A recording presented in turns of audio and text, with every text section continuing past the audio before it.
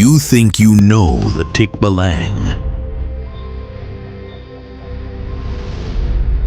A horse's head, human limbs, the smell of earth and stone in the trees. But before the Spanish arrived with their horses, the forests held something much older. Something cat-like. In the oldest records, like those of Father Alonso de Mentrida, the Tikbalang was a phantasma. It was described with a cat-like face, a strangely flattened head, and a thick, wild beard. It wasn't a beast of burden. It was a bony, terrifyingly fast spirit that lived in the liminal spaces between our world and the spirit realm. This original spirit was the ultimate gatekeeper. It used its power to warp the forest, making travelers walk in endless circles. This wasn't just a prank. It was a defense mechanism. The feline Tikbalang was protecting the sacred groves and the elemental kingdoms from human intrusion. The Tikbalang we know today, the horse-headed monster, is a product of colonial contact. Horses are not native to the Philippines. They were introduced by the Spanish in the late 1500s.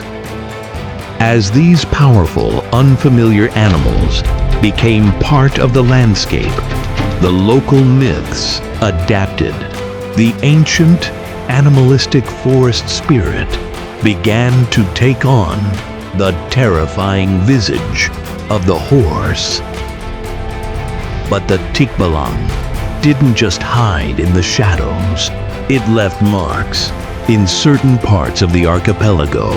Legends speak of Tikbalang stones, ancient markers etched with warnings to those who dared to enter the spirit's domain. These weren't just random scratches. They were a declaration of sovereignty over the wild. The most common inscription translates to, "This is the boundary of the spirit's land. Do not cross without permission." To the ancestors, this stone was a physical contract between the human world and the elemental one. Crossing it without a ritual meant you weren't just lost. You were a trespasser in a kingdom that didn't belong to men.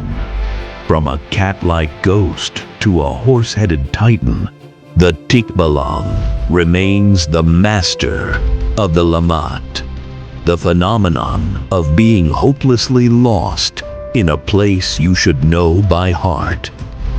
Have you ever found a stone that felt like it was watching you?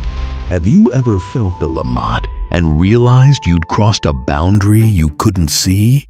Tell me your stories in the comments below.